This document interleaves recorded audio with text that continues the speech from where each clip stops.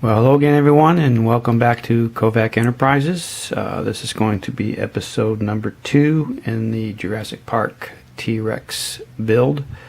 So let's go ahead and get started and show you what we've been up to.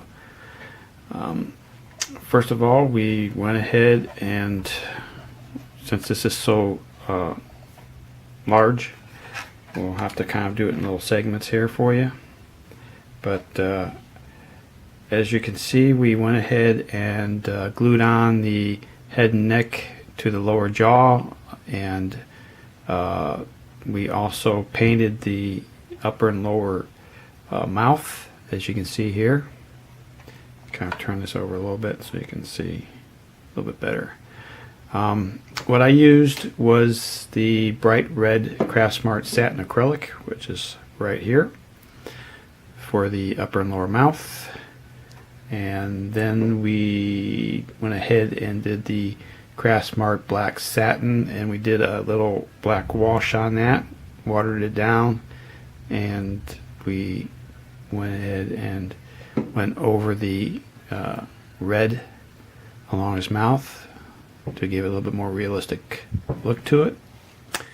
For the teeth, we chose the Craftsmart satin white and meticulously painted each tooth along the jawline on the upper and lower sections. Once we glued the upper and lower jaw and the head together, we then attached it to the front part of his body by going old school with using the red tester's tube. And now that is in place, and as we move on down the line, we also went ahead and attached the tail as well, again using the red tester's tube for a little bit better holding power to it. So that is complete. As you can see, this is going to be about, like the box art says, 20 inches long, and it will end up being over 9 inches tall once we put the legs on. So that is where we're at with the main body, tail, and head at this point. So I'll go ahead and put that off to the side. And next up, we went ahead and attached the left and right foot for each of the legs, as you can see right here. And of course the inner claws that go on the inside part of his leg on both sides. And then once that was done, we started using some of the Vallejo plastic putty to fill in the gaps. And I went ahead and used some Q-tips and some water once it got set up, and just kind of basically dabbed it around the seam work, as you can see here, and smooth it out and try to blend it in with the actual detail of the skin of T-Rex. So there you go. So that is done and ready for some paint, as you can see there. And we'll go ahead and show you the other leg as well, since we have it here. And we basically did the same thing as far as, you know, attaching the foot and the inner toenail claw, and then any kind of little small gaps, we went ahead and used the Vallejo plastic putty there. So that is done and ready to go as well. And speaking of that, let's bring the big guy back in here. What I want to try to do, as you can see here, this section right here going down the line, and then kind of his gullet for his throat, you can see a nice big seam line going on here. What I'd like to do later on here is to use up some of my, I got some Apoxie Sculpt, as you can see right here. The Epoxy A and Epoxy B will mix those 50-50. and what I'm going to end up doing is using that to blend in and try to detail it to make it look like the skin and scales of the T-Rex by applying that particular putty all along this line right here.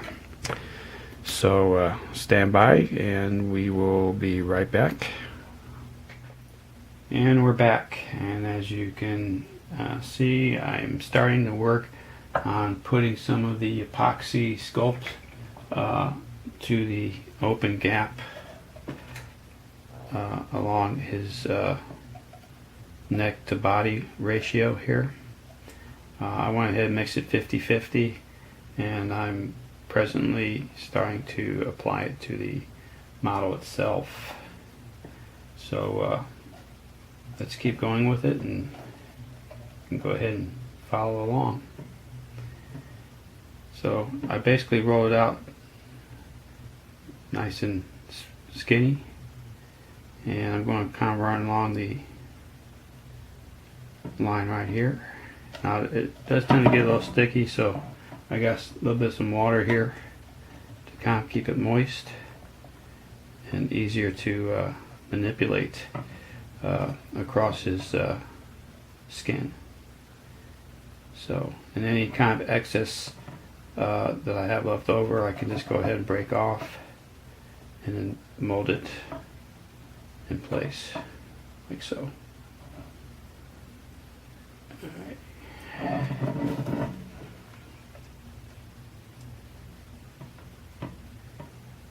And that way it won't be such a hard line going from the back of his head to the lower jaw area as well. So make a nice smooth transition. And we'll come back later once we get roughed in and start working on some of the finer details to make it one solid piece.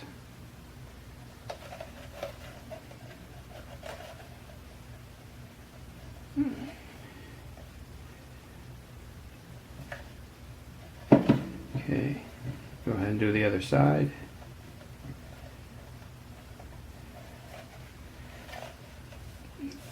Go ahead and kind of water that down a little bit. Smooth it out.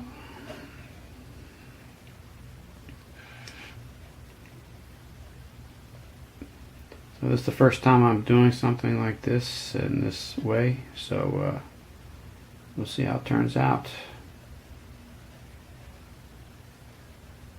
There you go. Alright, so that's basically the gist of it right there. And as you can see, let me bring the light in a little bit better.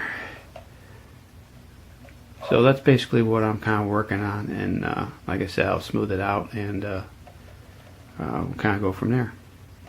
So stand by, we'll be right back. And here we are with the final results of applying the Apoxie Sculpt around the perimeter of the areas that needed it. We also used the toothpick while the Apoxie Sculpt was still soft and pliable. We went ahead and formed the lines and the scales all around the perimeter. And we'll do a quick little turn here so you can see the underside as well as his other side. So that is now all completed. So at this point in this process, we were going to go ahead and let it sit overnight and let it harden up before we apply any paint to it. So there you go. So that's the process that I used to try to make it one complete unit for the head of the T-Rex to form to his body. So next up on the next video, we'll go ahead and apply the arms and legs to the T-Rex, and if we need any more Apoxie Sculpt, we'll do the same process. And once that is done and ready for paint, that'll be part of our next video.